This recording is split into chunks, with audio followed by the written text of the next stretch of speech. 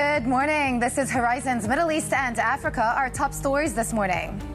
Market meltdown. Investors brace for more pain after President Trump's tariffs trigger a global stock rout. U.S. equities suffered their worst day since 2020, with Asian shares extending the sell-off into Friday's trade. Oil shock. OPEC Plus unexpectedly increased the supply by 3 times the planned amount in May, breaking from its usual cautious approach. Brent sinks the most in 2 years to below $70 a barrel. And show me the money. President Trump says he's open to reducing tariffs if other nations offer something, quote, phenomenal in negotiations.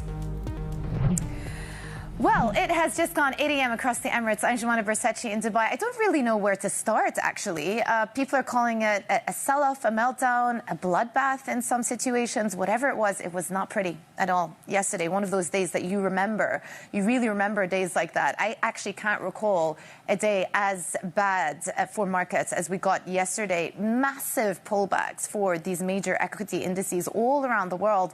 The worst day for the S&P and NASDAQ since 2020. So you've really got to go back some moments in time to get a day as powerful as yesterday for markets. We saw massive sell-off for cyclicals. Energy stocks took a beating. We'll talk about that in a moment. Banks down more than 5 to 7%. A lot of those apparel companies like Nike, Lululemon ending the session down more than 10, 15% lower on the day, of course, in reaction to those tariff announcements. And then also the likes of Apple seeing its biggest pullback in history, its biggest single-day decline ever. So this is the picture today. We're picking up from some of the losses from yesterday, with the NASDAQ down more than 6%, the S&P down around 5%. Today, futures also leading to the red, albeit marginally less so down about 0.6 respectively, but still trading in the red. That is the sentiment. The handover from Asia, pretty negative as well today, down 1.9%.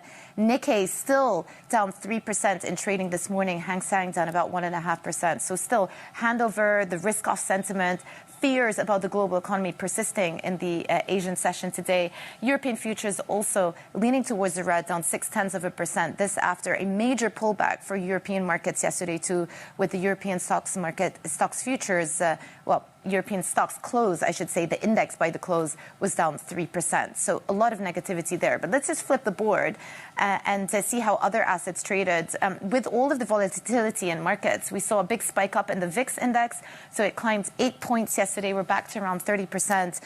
Just all of that in one day, taking us back to levels not seen since the August shakeout last year. You may recall that day when we walked into the market and the Nikkei was down about 10% in trading. So a lot of volatility on that day. The VIX is back to those levels now. The USD took a massive beating yesterday. At one point, it was down 2.1% in trading. That is actually the biggest intraday decline since Bloomberg launched this Bloomberg USD index back in 2005. So the biggest drop for the USD ever on record. So that is very notable. Today, more weakness for the USD, down 0.3%.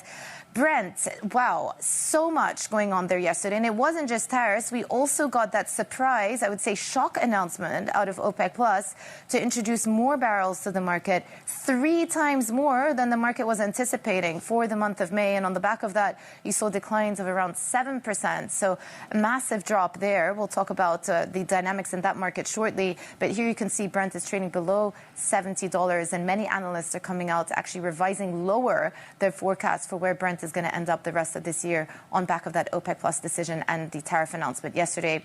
And then 10-year yields, look at where we are. We are another 5.6 basis points lower today, through 4%. 3.97 is where we are at. We rallied about 8 basis points throughout the course of yesterday, and this as markets sort of come to terms with what this tariff announcement could mean for growth, the U.S. economy, people talking about the potential for a U.S. recession, and now pricing in a more proactive Fed in terms of rate cuts for the rest of the cycle this year. So that is what's happening with fixed income, 10-year yield sitting below 4%. But let's go back and check in on how some of these markets in Asia are faring. Avril, I briefly walk through some of the price action, but just give us a sense for how much of a market rout we've seen in the last 24 hours, both yesterday's price action and today as well. I mean, we're seeing a continued repositioning, right, in Asian markets. So the decline on the region's benchmark probably not as bad as what we saw on Wall Street overnight. Japanese stocks are continuing their underperformance. Is that drag from the Japanese lenders on the topics, especially amid this repositioning of ultimately what we can expect from the BOJ in terms of rate hikes this year, given the concerns about global growth. And amid all this, again, it is the yen as a safe haven that is shining through. Dollar yen continues to fall. This is the lowest level. We're seeing it since the month of October.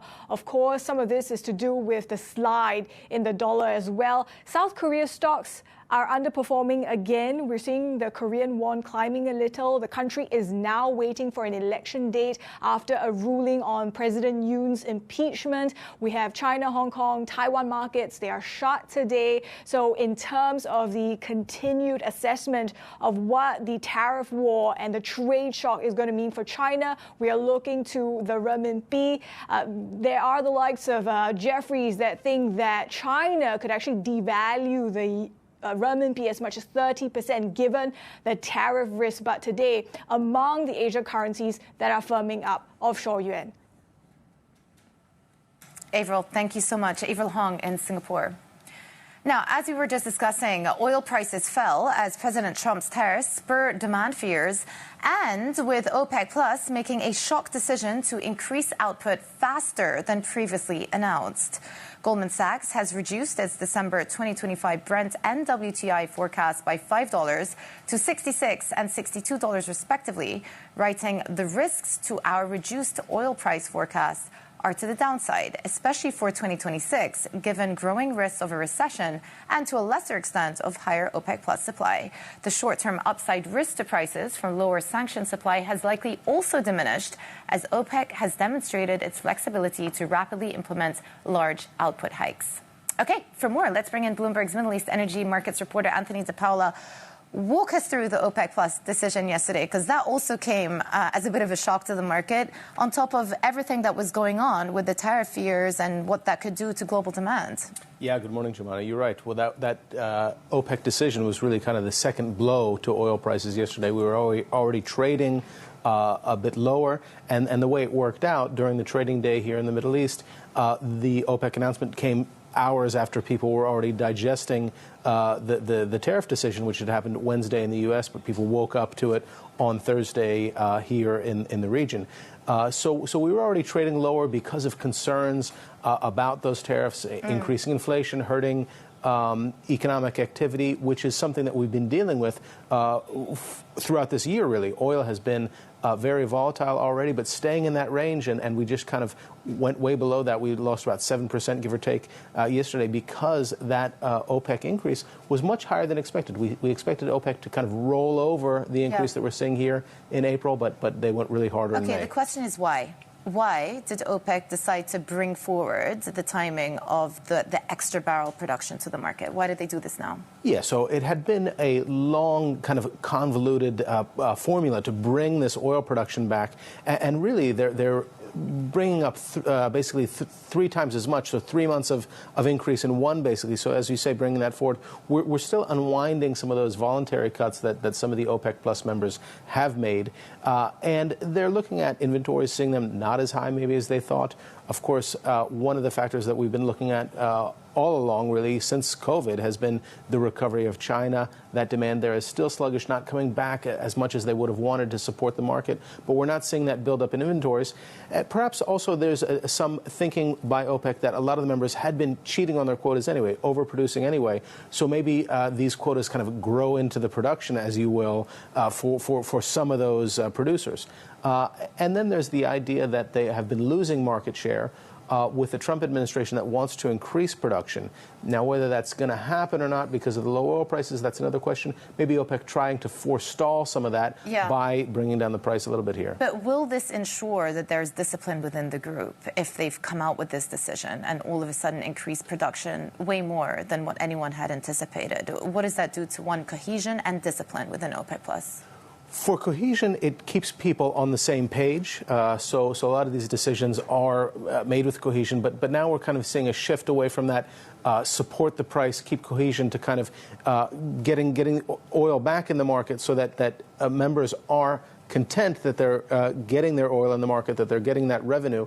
Now, for some of those members that are overproducing, you might think, well, they've got a higher level, won't they just produce a little bit more? That's possible for some members, yes, that have spare capacity. Most of the global spare capacity is within OPEC now. But some of those members that have been overproducing, for example, we've got Kazakhstan because they've brought some new fields on. We've got Iraq that has been pumping more and potentially could pump more if they bring the northern Kurdish regions back on. So some of those members might be a little bit more constrained, and so they might be able to live with those higher quotas. We'll have to see how that goes.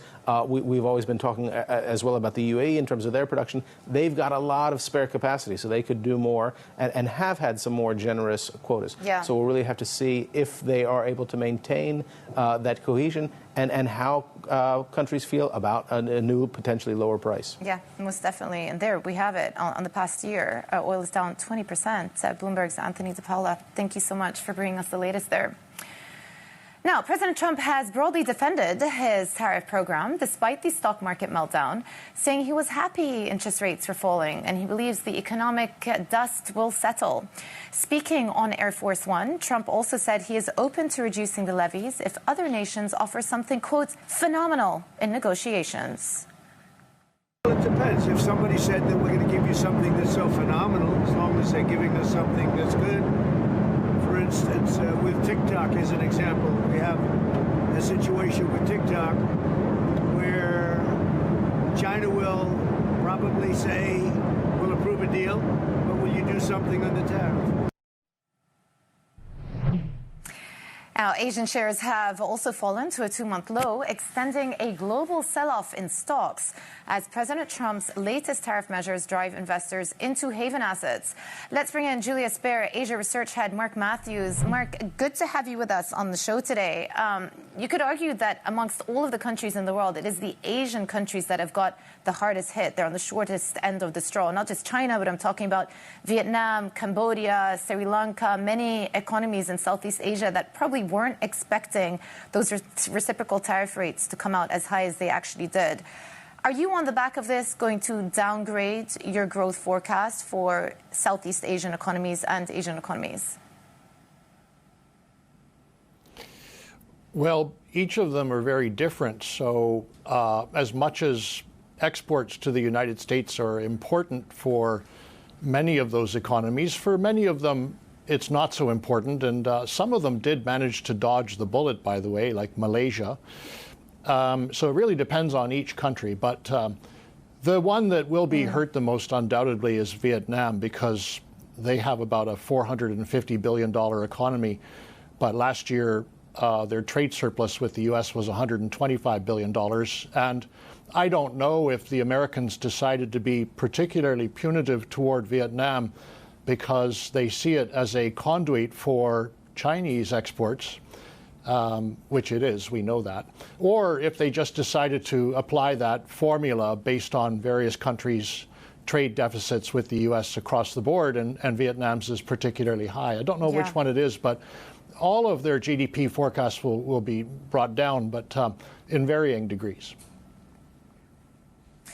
Is there a scenario where these countries actually successfully manage to decouple from the United States? Or is it the case that the U.S. export market is just such an important destination market for a country like Vietnam that there is no other way and they will actually face dire economic consequences?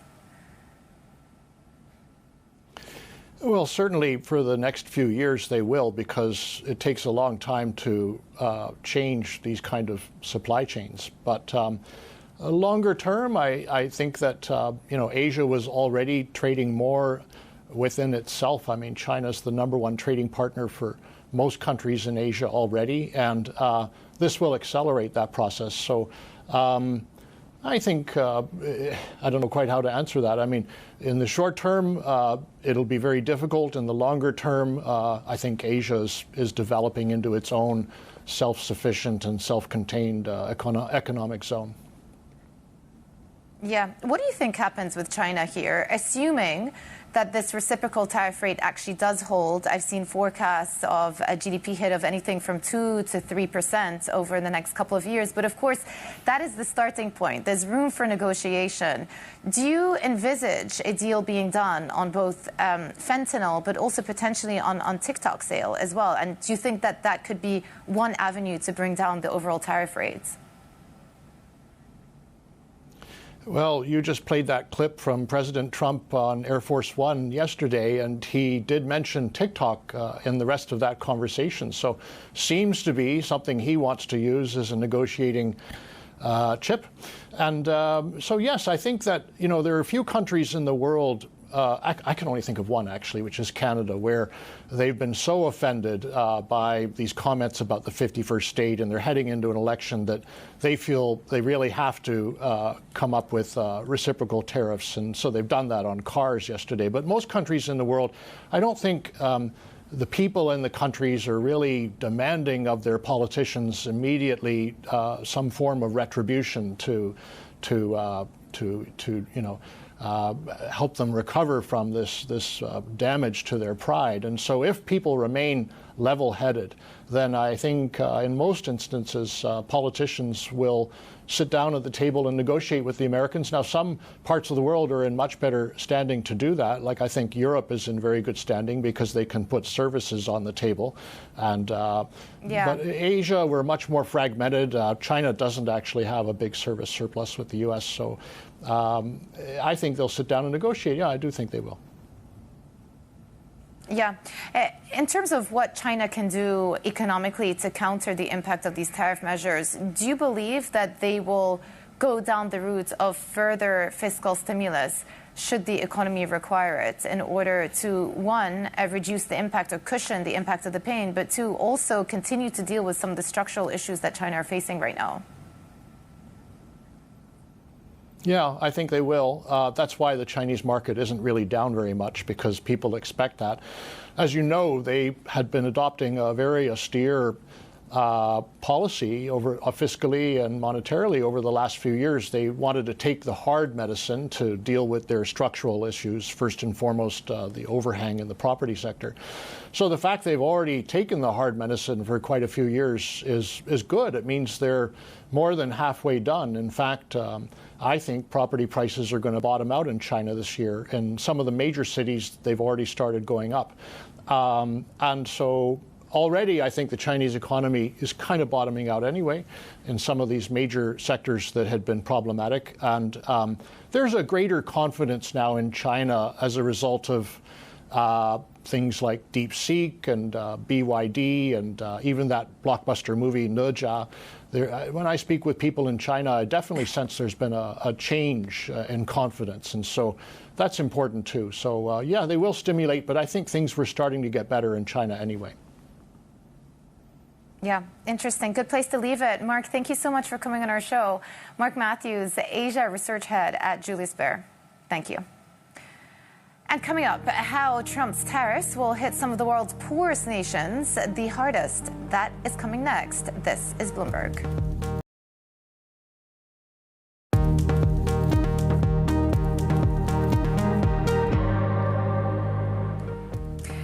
President Trump's new tariffs are set to hit some of the world's poorest nations the hardest, putting their labor-intensive export industries at risk. The tiny southern African kingdom of Lesotho, for example, is preparing to face a levy of 50%. For more, we're joined by Bloomberg Africa economist Yvonne Mahango. Good to have you with us, Yvonne. I was looking at some of the numbers that are being applied to various countries across the African continent. 31% tariff rate for South Africa, 50% Lesotho, Botswana, 37%. These numbers are really high. Just walk us through what is going to be the likely impact on many of these nations, which tend to be lower income and poorer nations to begin with. How much of a toll are these higher tariff rates going to have on these economies? Yes, it was alarming to see the sharp increase in the tariffs that the U.S. has imposed. You're right to say Lesotho, which is a small mountain kingdom, one of the poorest countries on the continent, has been slapped with a tariff of 50%. It appears as though the Trump administration gave the highest tariffs to countries that run trade surpluses with the United States. So basically, they export more to the U.S. than they import. And what's unfortunate is that a lot of these countries that are in this position are there because of policies advised by the U.S. administration. Lesotho, for instance, and Mauritius, which was slapped with a 40% tariff, export apparel to the United States, and that's under a duty-free access trade agreement they had with the U.S., which was the administration's way of trying to help these countries develop. Now it seems they're being penalized for doing so well on the export front. Yeah, I mean, the thing is, it seems as though the Trump administration wants to come up with deals with various trading partners. What are the kind of deals that these nations can push for? Because they don't actually have a lot of bargaining power, economic leverage to begin with. So how are they planning on dealing with this? That's a good question. So I can speak for bigger economies like South Africa, which will be impacted in terms of its automotive products as well as the agriculture industry. They're already talking about a delegation led by the trade minister that will be going to the United States to try and engage the U.S. administration to make concessions. In the case of South Africa, in terms of what they can bargain, as you're probably aware, Elon Musk is seeking to get his company Starlink to operate in the country. That's probably something they could consider. But for small countries, like you mentioned, like Lesotho, there's very little they can do. They can't suddenly push up their demands to erase that trade balance because consumption or purchasing power is very low in that country. It's a poor country, as I mentioned. So for small countries like Lesotho, we are concerned in terms of what it means for them going forward. It does imply that exports will fall substantially. Keep in mind, exports account for 10% of GDP. So that would be a significant hit to the country's income as well as to its currency. Yeah. And if foreign exchange inflows slow down, we are concerned about them meeting their foreign obligations. Yeah, big one. Yvonne, thank you so much for breaking it down for us. Yvonne Mahango, Bloomberg Economics Africa economist. Thank you.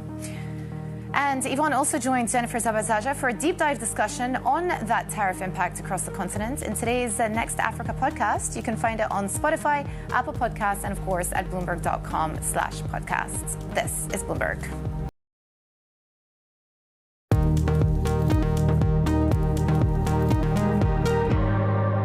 Let's get you up to speed on how these equity markets are trading. After yesterday's massive pullback, all of the futures are leaning towards the red, down about 0.6%. We're going to digest more of the market action in just a few moments. We'll be right back talking about what happened in stocks and beyond.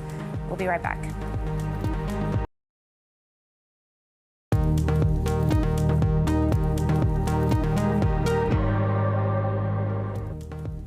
Good morning. This is Horizons Middle East and Africa. Our top stories this morning. Market meltdown. Investors brace for more pain after President Trump's tariffs trigger a global stock rout. U.S. equities suffer their worst day since 2020, with Asian shares extending the sell-off into Friday's trade. Oil shock. OPEC Plus unexpectedly increases supply by 3 times the planned amount in May, breaking from its usual cautious approach. Brent sinks the most in 2 years to below $70 a barrel. And show me the money. President Trump says he's open to reducing tariffs if other nations offer something, quote, phenomenal in negotiations. Well, it's just gone 8:30 a.m. across the Emirates. I'm Joanna Bersecci in Dubai. What a day yesterday, a bloodbath for markets. So the S&P pulling back almost 5%, the Nasdaq down 6%, worst day in 2 years, $2.5 trillion. You heard it correct. $2.5 trillion in market cap wiped out of these U.S. stock market indices yesterday. And that's just the U.S. stock market. I'm not even talking about other global markets around the world. So a real day of declines, of somewhat panic in some areas. You got the likes of Nike, Lululemon, some of those apparel stocks down anything between 10 and 15%. Energy stocks down 6 to 7%. Banks down 5%. So cyclicals really getting a beating yesterday. Apple seeing its worst single day decline in history. So there you have it, some of the superlatives from yesterday's price action. Today, the mood isn't that much better. You've got both S&P futures, NASDAQ futures leaning towards the red as well, more so than they were about an hour ago. So we're getting more negative as the day goes on, down about 0.7%. The handover from Asian stocks also not pretty as well, down 2% now already. Nikkei deeply in the red once again. The Japanese index seems to be bearing the worst brunt of the announcements yesterday. 2 days of back-to-back losses. We'll talk about that shortly with Averill. And then European markets also seen opening down 0.6%. This after a close of 3% weaker yesterday for that Euro Stoxx index. And all eyes really on how Europeans are going to be responding to the suite of tariff measures announced yesterday, whether they go like for like, introduce reciprocal tariffs, or come up with some form of a negotiation tactic, which is essentially what President Trump opened the door to yesterday. Let's flip over. I also just want to showcase that the VIX index, which is essentially a volatility gauge on stock market indices, also shot up yesterday, up about 8 points. This is the highest level it's been in 2025, taking us back to levels not seen since last August. So again, a bit of a spike in the VIX index. Bloomberg USD index today down 0.3%. At one point yesterday, the dollar was 2.1% weaker. This is just in one session, and actually that is the steepest decline on record for the USD since Bloomberg started putting together this index in 2005. So sharp declines for the US dollar. We have Brent also in focus, down 1% this morning. We were down 7% yesterday in trading. Double whammy there. Tariffs on one side, but then OPEC Plus surprising with 3 times what people had been anticipating for the May increase in production. So that shocked market participants as well, sent oil lower. And then 10-year yields also, as you can see, down 5 basis points today. They were down 8 basis points yesterday. We have firmly broken through 4% now. 3.98 is where we're at. And I also haven't mentioned that typically this would be the number one story of the day. We've got a jobs report coming up later today in the U.S. Whether anyone's paying close attention to that, we'll see. But if you do get a downward surprise on those jobs figures, then that will just add to people's perceptions about the state of the U.S. economy.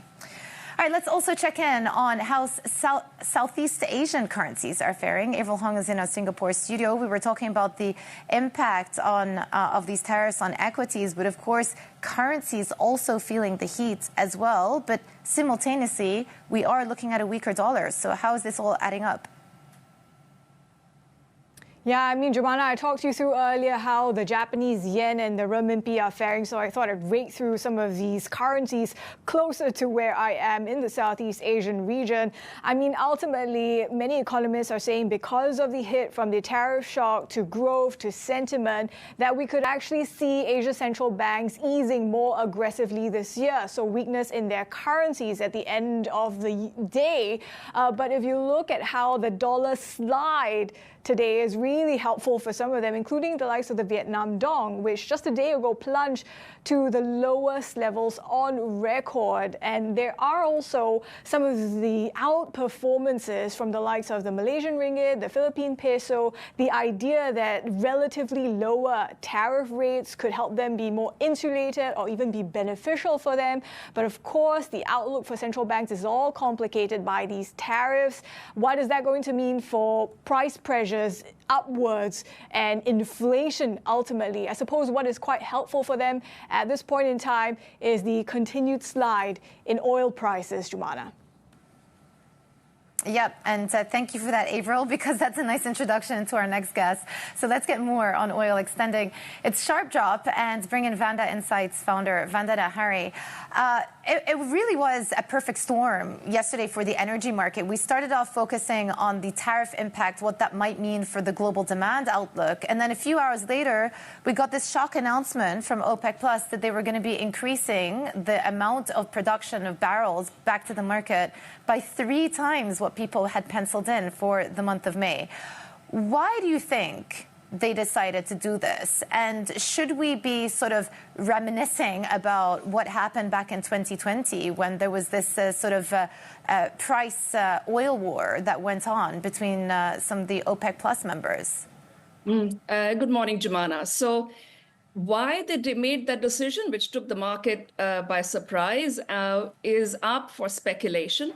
the official reason given in the OPEC Plus communique was that they see the market fundamentals as quite healthy, which of course the market is not swallowing. So it's really, anybody's guess at this point.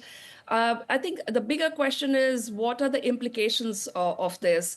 And I would say that we need to be a little more careful in characterizing this. If you say they're tripling output, it gives a slightly more bearish sort of angle to this than is actually the case on the ground. So why I'm saying that is that they were going to bring back 130 to 140,000 barrels per day. So really the trickling back of oil as they unwind their cuts of 2.2 million barrels per day. What they've decided yesterday is that instead of spreading those 140,000 barrels per day over May, June, July, they'll bring it all forward to May, which leads to a 400,000 barrels per day increase. It's still a drop in the bucket, Jumana. We don't know yet what they're going to do in June and July. So if they hold that level flat from May, June, July, on an average basis, it makes very little, negligible difference. Of course, if they decide to continue accelerating, we'll know at the beginning of next month what they want to do in June and so on. If they continue accelerating, bringing forward the unwinding of the cuts, that would be a different story, and we can discuss it then. But as of now, I think the market's going to move past this point and just continue focusing on the tariff storm. Yeah, well, we're still looking at a backwardated curve. And I wonder to what extent the bearishness that we talk about on supply and on demand is factored in to the sort of further medium-term outlook for where oil prices are going to land. Do you think that there is enough bearishness already priced into the curve here? Great point, Jumana. So I think right now, the market, yesterday's dive to one side for a second, the crude market, the sentiment in general has been in holding pattern, and I expect it to remain in a holding pattern after having factored in some of this latest bearishness from yesterday. Indeed, the forward curve is backwardated, which typically corresponds to a balance to a tightly supplied market. If you look at the Brent M1, M2, the first 2 months, it's about 70 cents. The first month is 70 cents higher than the second month. So that tells you that the market is not overly bearish at this point. That might, again, be related to, as I say, the market is really waiting. So we've had the initial shock, right? And the panic reaction of all of these tariffs being sort of imposed on the world, but what do they actually translate to? And then, just a few hours ago, Jumana, Trump has said that he's open to negotiations.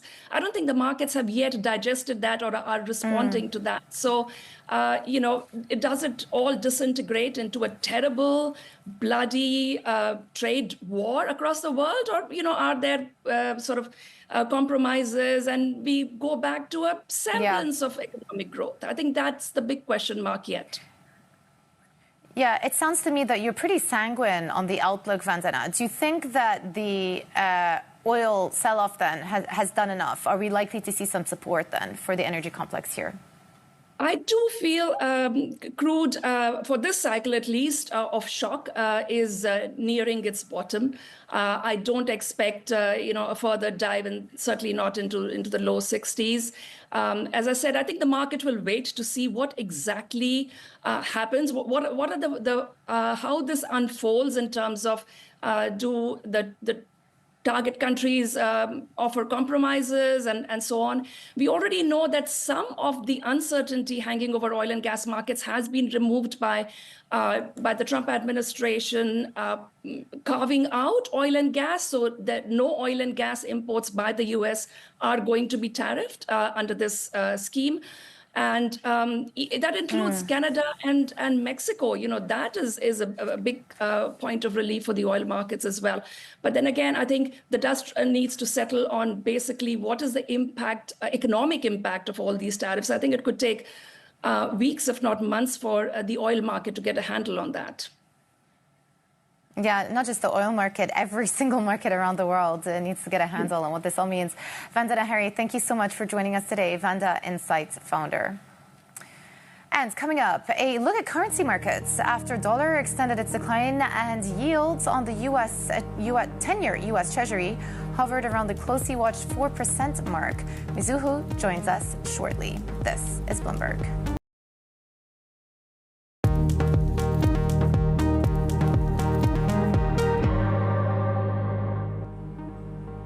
Welcome back to Horizons Middle East and Africa. I'm Joanna Versace in Dubai. Well, President Trump says he is open to reducing tariffs if other nations offer something, quote, phenomenal in negotiations. For more, let's bring in Jordan Rochester, EMEA FICC strategy head at Mizuho. Really good to have you with us on the show. Before we get to the latest comments out of President Trump, I do just want to start with one thing. Why was the dollar down so much yesterday? The biggest decline for our Bloomberg DXY index since we started tracking the record in 2005, more than 2.1% at one point during the day. Why did the dollar take such a big beating? It's been one of the biggest moves in the dollar in a decade, and it definitely goes against what the textbooks would say. I actually said to a former colleague that the hardest part of foreign exchange is not knowing what the models are, it's knowing which model will matter more. The correlations, what will the foreign exchange move with? Because foreign exchange is an asset class where it's about the flow of money. And it's always the money chasing particular assets, going across borders, and that drives the currency itself. And what we've seen over the past year or two is the highest correlation, more consistent metric is the real yield interest rate spread between the euro and the dollar, which is the nominal interest rate, which is what you see with governments, versus their expected inflation.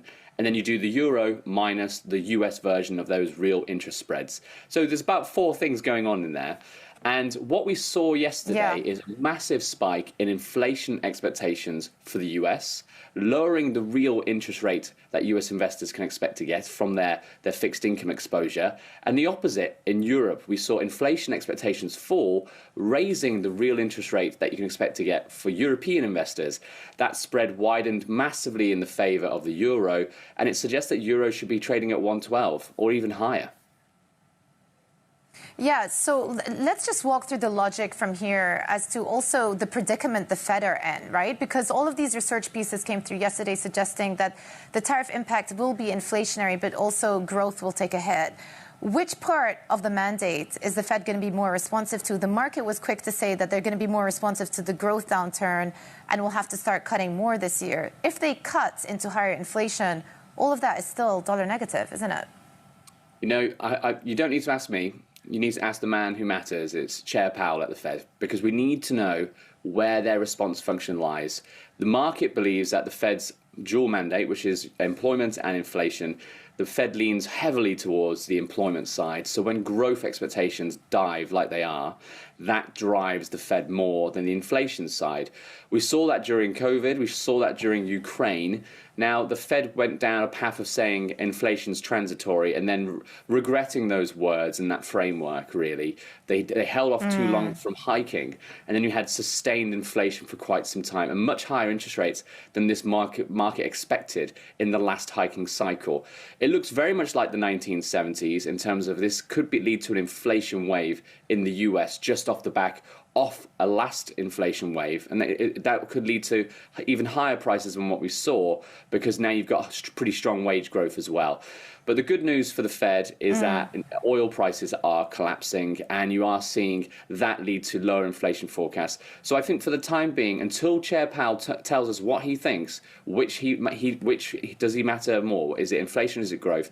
We're going to continue to see this market price things on the sort of the bearish side for growth, and rates will rally. But Humana, I think there will be a moment to fade it. We're getting close to the levels of front-end interest rates that we got to during the flash crash in equity markets in August of last year. And that'll be a moment where I think markets will say, actually, we've priced in a bit too much. The Fed won't cut this quickly. We think the Fed won't cut rates at all this year because they're going to be paralyzed. They're going to be looking at higher inflation, but of course, lower growth. Which one do we chase? Yeah. Okay, so that's the predicament of the Fed. I feel like the calculus may be a little bit easier for the European Central Bank and even the Bank of England as well. Obviously, it depends on how aggressive they want to go on reciprocal tariffs. But in theory, what we've got is a growth hit, but then also a potential deflationary hit. You're not getting an inflationary hit. Does that set the stage then for a more aggressive cutting cycle out of the European Central Bank and possibly the Bank of England as well? 100%. And what was strange about yesterday, I guess it's not strange because it was all US focused with the equity market. What was weird to see is that European rates didn't rally more in the front end in the short term. It was actually quite stable compared to what was going on in the US. It was a big adjustment in US rates, hence why the dollar was weaker. European rates, the nominal rates, were barely moving compared. The UK did start to move because it trades more in line with its US peer. But the message from me is that the hawks at the ECB just won't hold the conversation in the room. They've been trying to make the April meeting a 50-50, trying to buy optionality. But now you've got lower oil, a higher currency. The forecasts are going to be lower for inflation as a result of the tariffs as well. It's a triple combination that says, please cut in April. Then you've got June. I think they carry on in June. The same with the Bank of England. Now, this is more of a non-consensus view. Yeah. The May meeting for me is 100% they're going to cut rates. They've been talking about gradual. The market's still not pricing that in fully. We're nearly there. But then the June meeting. I think by the June meeting, we'll have had 2 PMIs showing you a big hit to growth in the UK, not just from the US, but from the domestic policy of the Chancellor with the tax hikes and the spending cuts. It's a combination, along with lower oil, lower natural gas, lower growth. The Bank of England should cut rates at a faster pace in June. Yeah. Well, just looking at the curve now, there's about 35 basis points priced in. So who knows? Maybe they go for a jumbo. Jordan, really good to have you on the show with us. Thank you for getting up early. Jordan Rochester, EMEA FICC strategy head at Mizuho. Now, South Korean court has removed President Yoon Suk-yeol from office over his martial law declaration. The move paves the way for a presidential election within the next 60 days, which Yoon will be barred from contesting. The court's decision marks a potential conclusion to one of the most turbulent political chapters in South Korea's recent history. And the Pentagon's Inspector General will investigate a Signal group chat where Defense Secretary Pete Hegseth and other Trump administration officials discussed details of an impending attack on Houthi militants in Yemen. The investigation was initiated in response to requests from lawmakers who raised concerns about the use of an unclassified messaging application to discuss sensitive information. And coming up, President Trump has a plan for TikTok to operate in the U.S. Details up next. This is Bloomberg.